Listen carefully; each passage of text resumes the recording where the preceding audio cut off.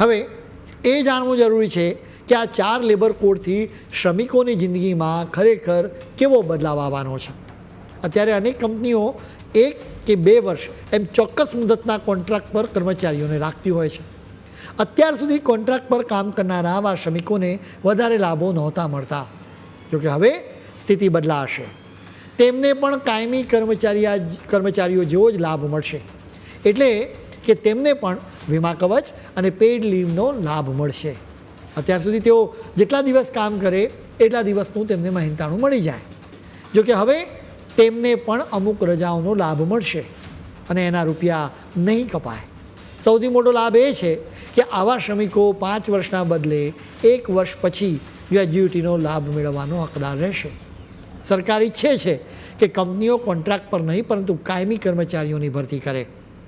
હવે ફેરફારથી વધુને વધુ કંપનીઓ કોન્ટ્રાક્ટ પર નહીં પરંતુ કાયમી ભરતી કરે એવી સંભાવનાઓ દેખાઈ રહી છે. સામાન્ય રીતે અનેક દેશમાં લઘુત્તમ વેતન નક્કી કરવામાં આવે છે. હવે આપણા ભારતમાં પણ લેબર કોડની સાથે એનો અમલ થશે. તમામ શ્રમિકોને લઘુત્તમ વેતનની ગેરંટી મળી છે. પછી એ કામદાર ગમે તે સેક્ટરમાં કામ કરતો હોય. એટલું જ નહીં, શ્રમિકોને સમયસર વેતન પણ મળવું જોઈએ. શ્રમિકોના વેતનમાં કોઈ પણ જાતનો ખોટો ઘટાડો પણ ન કરી શકાય. સૌથી મોટો બદલાવ એ છે કે ગીગ અને પ્લેટફોર્મ વર્કર્સ માટે પણ વિચાર કરવામાં આવ્યો છે. ગીગ અને પ્લેટફોર્મ વર્કર્સ એટલે કે સ્વિગી અને ઝોમેટો જેવી એપ્સના ડિલિવરી એજન્ટ્સ કે પછી ઓલા જેવી કંપનીઓના ડ્રાઈવર કે પછી અર્બન કંપની જેવી કંપનીઓ માટે કામ કરતા લોકો. આવા મહેનતુ શ્રમિકોની પહેલી વખત કાયદેસર વ્યાખ્યા કરવામાં આવી છે. હવે સ્વિગીથી લઈને ઓલા અને અર્બન કંપની જેવી કંપનીઓએ શ્રમિકોના લાભ માટે તેમના ટર્નઓવરના 1 થી 2% યોગદાન આપવું પડશે. આ યોગદાનથી આ શ્રમિકોને એક્સિડન્ટ વીમો અને સારવારના રૂપિયા જેવા લાભો આપવામાં આવી શકે છે.